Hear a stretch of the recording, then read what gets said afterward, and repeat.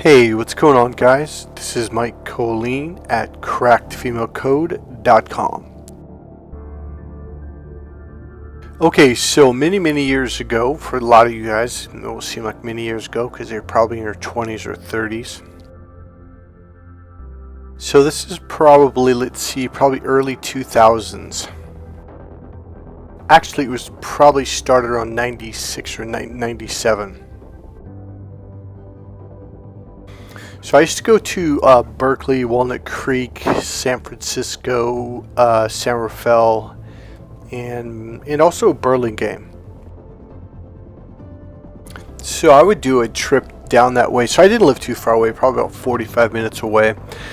So I would go down there at least twice a week, probably more because I would go on Friday nights too, so 3 times a week. And I would go to bookstores and coffee shops and clubs and, anywhere. So I had to do a lot of approaching. One of the things was getting over my fear of approach. So I did this for many years. I mean, we're talking over 10, 12 years. And I brought a lot of clients with me too. That was just kind of part of the course that I teach, my Cracked Female Code course. Now another thing I did is I would go to the coffee shops and I would do a lot of reading because learning NLP hypnosis, you have to do a lot of reading. There's a lot to learn. And also reading the pickup artist books and all that stuff. So I was at coffee shops a lot, and there's something that really stood out to me, and it bothered me. It bugged me a lot. The funny thing is, it was part of the course that I would teach my clients. And I didn't make the connection for the longest time. And there was a secondary part that I also taught in my course that I taught to men. And it was funny because logically I understood this, but because I was such a young man, it's almost like, I don't want to say I didn't believe it because I absolutely believed it, at least on a logical level. It was more like on a conceptual, physical level. It was just really hard to believe. Okay, so it was a cafe on Bancroft and College Avenue in Berkeley. Right now, I think they changed ownerships. I went by there about a month ago. It's called Cafe Strata, I believe. So I used to go in there and I would sit down and, either write my book or read a book, right? And there's something that I noticed every single time that I went there. And I mean, this went on for years. And it's like I noticed it. It irked me, it bugged me, but I kind of did notice it at the same time. It kind of like, whatever, and I just went back to my own stuff. So here's what it was. It was these old men from the Middle East somewhere, I don't know exactly where. And there was always about 3 of them, maybe 4 or 5 at times. And they generally would sit at the same table, okay? And they would always be really engaged in their conversation. Keyword number 1, engaged. It wasn't fake. It wasn't an act. They were just, you know what it was? It was old school. Now you hear a lot of guys act all cool. Yeah, man, it was old school. But they don't know what the hell it means. I'm going to teach you what this actually means.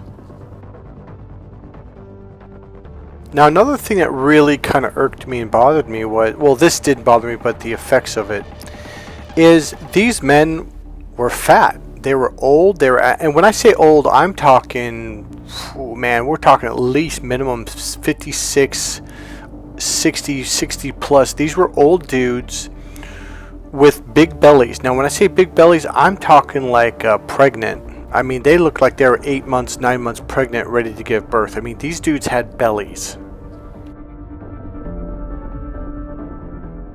Now, the interesting thing was, within 15, 20 minutes, now this is Berkeley. We're like, I'm guessing 6, 7, 8 blocks from the university. This is a major street where people shop, and this coffee shop was one where a lot of students went to. So young girls, we're talking 18, 19, 20, 21 years old, would always, now listen closely, always gravitate towards them. Now here's the thing. Never, not once did any of these guys look out of the group around the room, look at a cute girl, wink at her, or smile, or invite them over. It's like they were in their own circle, doing their own thing in their own world. Now, there could be girls that would walk in, get their coffee or hot chocolate, and then go sit down at another table. But they would always, and this just bugged the shit out of me, because it was like these dudes are old. They're out. Now these are men that are out of shape. They never took care of themselves. They don't even go for walks. These are just old dudes drinking coffee every day, drying up, eating fat food, not looking good. These weren't, okay, by the way, these were not, N-O-T, not good looking men. These men had the curmudgeon noses with the big old pores. You know what I mean? I'm not trying to be mean, but I'm really trying to get you to understand, like, these were not good looking men in any way, shape, and or form. One day you will actually understand the beauty and the beast. Beauty and the what? Beast.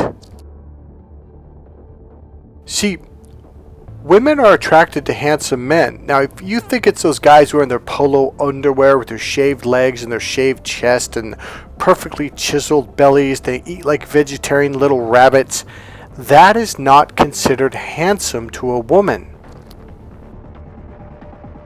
Okay, so I'm dating this 20-year-old girl. Well, she's 21 now.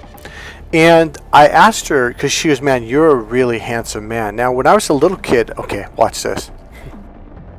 When I was a little kid, I used to notice that whenever a woman would call a man handsome, he was this older dude, like late 50s, 60s, maybe even older. And didn't look good, and he had wrinkles, and his skin was kind of dried up, and all that shit. And he had these bushy eyebrows that looked like dude, trim the fuckers. And I thought that the word handsome meant you're ugly, but I'm trying to be polite. So in my teens, high school, after my 20s, whenever a woman or girl would say, "Oh, you're so handsome," I would get pissed. Now, as I started studying psychology in the female mating system, like, there is a different look that women find to be handsome. So I asked this girl, I go, "So what about me do you find to be so handsome?" And she goes, I kid you not, she goes, "Your eyebrows." I burst out laughing instantly, and I'm like, "What?" She goes, and then now listen to what she says. She goes, "They're so expressive." Now listen to that. Expressive, what does that sound like? Sounds like the emotional brain, the emotional form of communication. Expressive. Now here's the deal that a lot of men don't understand. When women are saying a guy is handsome or attractive or good looking, she does not mean his physical flesh. She means his right brain body language. But Mike, that is not logical. It is not mechanical body language, linear, logical body language, mechanical, machine. Now I do that to overemphasize so you can start seeing the difference between right brain and left brain functioning and body language and communication. The female mating system is hardwired. It is a nerve that curves off to the right brain's communication center. I did not say logical communication. I had a client who had his master's degree in communication from, I think it was Stanford.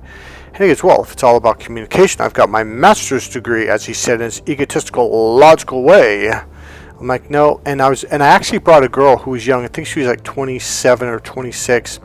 And she looked at him, she goes, "No, not that communication." He looks at me and goes, "What?" I go, "Yeah, that's logical communication." I go, "That'll turn a woman off." And he goes, "Oh." The funny thing that men, like, when men think you're listen closely, impressing, the male energy is the push energy. It literally pushes people away. Impress. The word press means to push the button. Press the button. It is an external pushing energy. When you're trying to impress a woman, you are literally irritating her and turning her off. They don't like it. "But Mike, it's just logical." You know, I mean, think about it, Mike. It's logical. Do you hear the difference in my voice? When my voice is more natural, it's more comforting, it's more comfortable to be around, versus, you know, even slightly changing up into my nasal forehead logic, and I don't even have to do it that hard. Now here's the funny thing, I only have to shift a little bit, and you notice it now. Okay, back to the old curmudgeon beasts. Now there's a third part to all of this, which I'm going to throw in now because I don't want to forget it, because it's really, really important. Now, I'm going to go back to what I brought up earlier to complete those thoughts. Now, number one, just so you know, I am purposely making these videos in a way that I learned during the NLP trainings, because it's right brain communication. I'm unconsciously, or what we call pre-learning, teaching your brain how to communicate and tell stories in the right brain way.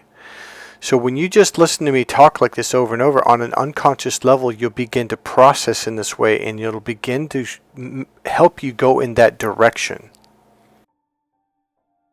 So what do I mean? Number one, I use a lot of stories and examples. Okay, that's right brain communication right there. Number two, notice how I'll start an example and then I'll cut it off, and I'll talk about something else, and then I'll talk about something else, and then something else, and then I'll go back and complete the thoughts. Women love this form of communication because this is the right brain's way of connecting the pieces. This is the way women think, process, and communicate. Damn, that Mike guy's pretty smart. Okay, one of the things I notice with a lot of guys is they'll come to me and say, hey man, you know, like, I know how to open a conversation with a woman. I don't have a problem with that. I'm like, okay, so why are you here? Because usually that's like 90% of the problem. Well, I don't know what to say after the first couple sentences. I'm like, what do you mean? Well, this one guy, we went out and he talked to a girl, opened up, hi, my name's so-and-so. He approached her, had no problem with that. And then after literally about 30 seconds, he just kind of stared at her. I'm like, looking at him like, well, say something, dude. And I didn't say that, but, and so eventually she just kind of walked away. He goes, see, like, I go, why did you stop talking? He goes, I don't know what to say. So essentially, he ran out of things to say, and a lot of men will say this to me, like, you know, like after a little while, like, I don't know, I run out of things to say. Well, here's the deal: the course will walk you through a series of processes that will, like, there's one process where literally you'll never finish the process. After 45 minutes, you're like, damn, I'm only on the second step. and so the first time I did it, I was at a club talking to this girl because I had that same worry. I was like, damn, it's been 45 minutes. I'm only on the second step, man. I got 3 more steps to go. Like, you can talk for hours. So if you're worried about carrying on a conversation with a woman, after you take the course, it will never be a problem again. That is taken care of. And again, I'm using this process during these videos I make, and your unconscious mind is starting to note and it's starting to realize things that you may not consciously be aware of. Now, when I teach it to you in the course, you're going to look back and go, holy shit, you were doing this in the videos. Like, yep. All right, so let's go back to the cafe on Bancroft and College near Berkeley, the University of Berkeley, in the city of Berkeley. So these dudes would gather around and they'd be in their own world doing their own thing. Now, everything they're doing, I'm just going to say it right now, is right brain. Every single thing, from communicating in stories and examples, which is right brain. Oh yeah, I know what I was going to say. So here's the deal. I want to make a note so you notice something. These guys literally were from the Middle East, and there's a purpose on bringing that up. Now, if you go back in the Old Testament in the Bible, you might say, well, how did they like pass on these stories, you know, for hundreds and hundreds of years if they didn't have typewriters and books and stuff like that? Well, they did it through right brain stories and examples and communication. If you could remember the story, then the lesson was within the story, so the teaching got carried on. This is an old ancient way it's a memorization technique. Now, since this was done a long thousands of years ago and has been done for thousands of years, it's part of our hardwiring. So females Love it when it's like a little girl, you know, you sit around the campfire with grandpa, and grandpa's talking about all these stories about the way it used to be when he was a kid, and life lessons. And this was a regular, probably weekly thing, maybe even twice a week, or maybe even, you know, every evening after dinner, where grandpa or the older dad would tell these stories, okay? Now this got hardwired into her system. Now look at this woman getting kissed. It makes her feel safe. It makes her feel comfortable. It makes her feel like she's at home. But Mike, that is not logical. This is the old way. This is old school. Her mating system, her emotional system are comforted by it, and this makes her feel like everything is natural, like this man is someone I can connect with and relate to. So this is what guys, when they say it's old school, all they know is there's these old timers doing this stuff, and they don't really know what they're doing, but man, it's old school. They don't really understand what the hell they're talking about, let alone how to do it. Let me tell you something right now. It has nothing to do with ego. It is something you're going to have to learn, which I will teach you. There's a series of techniques that I'll show you in the course, how to literally let go of your ego. Your ego is the smaller part of your brain that will always turn a woman off. Alright, so you've got these old school dudes, and they're doing it the old way. And in the Western world, especially in America, I would say in Canada, men were not raised to be men. Men were raised to be robots, to do what you're told, work hard, make her happy, and all this stuff that doesn't work for women. It just doesn't. If it did, I'd be fine with it. But women are miserable with the modern Western male. They can't stand it. So here I am in America with these men, you know, from the Middle East, and watching them every freaking week. And I gotta admit, it's at some level I was kind of intrigued. Like, I don't understand, like, I mean, this girl can't be no more than 18, 19, 20 years old, and yet her and her three beautiful, I mean, God, guys, these were not ugly girls. These were just beautiful, beautiful girls. And they would always eventually get up and giggle and laugh and go, oh, hi, you know, I'm sorry, I couldn't help it over here. And they'd make some excuse to join them. And the guy's like, yeah. And they'd grab another table, and they'd drag the table over, and they would join these old men in conversations. Now watch what happens. So here's what happens. So number one, these guys are sitting back, partly because they have these big bellies and they can't really sit forward. And I'm being sincere, and I actually like these guys. I'm trying to just paint the picture, because a lot of you guys think, yeah, but you got to be chiseled, you got to be good looking, you got to be young. Like, I'm telling you, it is the complete opposite. Young women always go after older men. I'm telling you, because when I hit 37 years old and I started getting a couple gray flecks in my chin beard, or whatever you call it, a little bit, it's not a beard, but a little bit of hair there. And when I cut my hair short on the sides, I get gray flecks. And when women saw that, women of all ages are attracted to me. Young. Okay, I'll give you a real life example. Alright, I've shared it twice before. I'll make it real quick. So I was with my goddaughter. She was a senior in high school. Actually, I think she was a sophomore, or not sophomore, but a junior. She was probably about 16, 17 years old, something like that. And we took her she had a softball game. They won. And I'd always take her up to ice cream or dinner or something as a reward. And we got in there, we ordered. And yeah, I did just share the story. Oh, no, this is a different story. And so we're sitting down eating our ice cream, and this husband and wife walked in. They were probably 45 or so, 44. I think at the time I was about 36, 37. Yeah, in fact, I think I was 36, 37 years old. And I started growing out a little bit of a mustache and a little bit of what do you call it when you have a little bit like an inch on your chin, like a goatee or whatever you call it. So I let a little hair grow out, facial hair, and I'd shave the sides. And so it's kind of new to me, but I was kind of doing it. And this older married couple, not older, well, they're older than me, they're in the mid-40s. They walked in with a teenage girl. Now this girl couldn't have I would say she was probably 15 or 16. I am not kidding. I'm sitting there with my goddaughter. We're minding our own effing business, and this girl, just right when they hit the door, boom, beelines it right to me, walks up to me, acts like my goddaughter isn't even there, and starts talking to me, blah blah blah blah blah blah blah. And she's just, and I'm looking at this girl, and I'm looking at her parents, and her parents didn't even notice. I'm getting really nervous, and I'm kind of looking at this girl, and she wouldn't stop. And then I'm looking at my goddaughter like, save me, and she's grinning from ear to ear, like, because she knows I was uncomfortable. And I'm looking at her like, do something. And she didn't say shit, and I'm like, I did not know what to do, but it was obvious this girl was into me.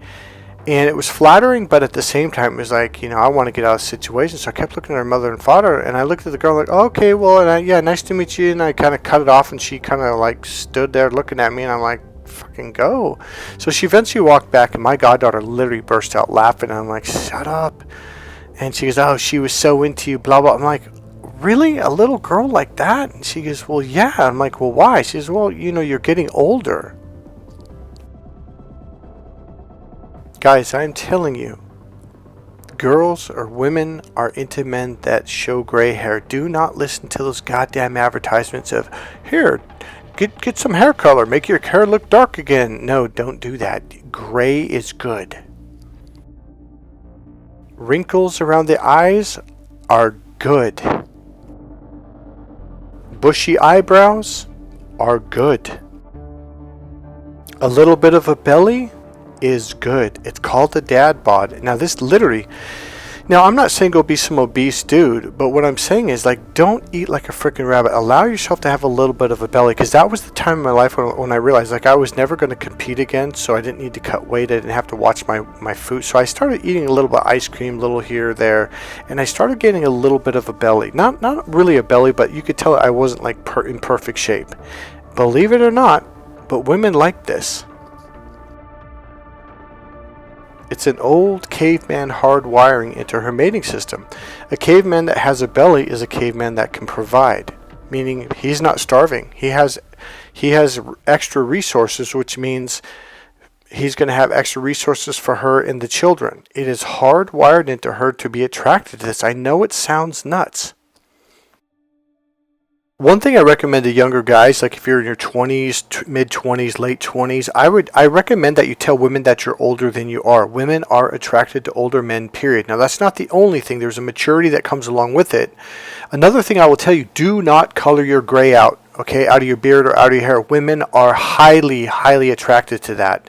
You got some wrinkles, they're attracted to that. These are triggers that trigger her mating system that turns her on and makes her want to mate with you and bond with you. Okay, so I want to give you a quick reminder. We have 2 seminar trainings in September. Get a hold of me. I'll give you the exact date and location. The earlier one, which is going to be around the second week of September, that's going to be an earlier one. So if you're more to like mornings and afternoon training, that one's for you. If you're flying out of the country, if that fits better. Or the next one's going to start a little bit later, not too late, probably around noon, something like that, 11, 12, 1 o'clock, and it's going to go into the evening. So if that works better for you, then that's the one for you. That will be later in the month.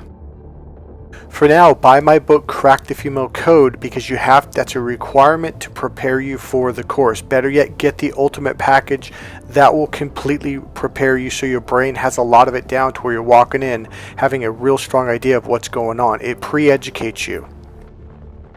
So go to crackthefemalecode.com and buy those books and or ultimate package right now.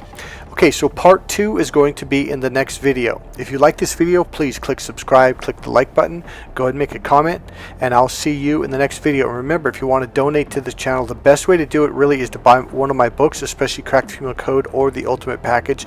The other way is if you just want to kick down $5 or $10 so I can go to a coffee shop and continue making my videos and editing. Just make a donation. There's a PayPal link right there in the description. Alright guys, I'll see you in the next video. Bye.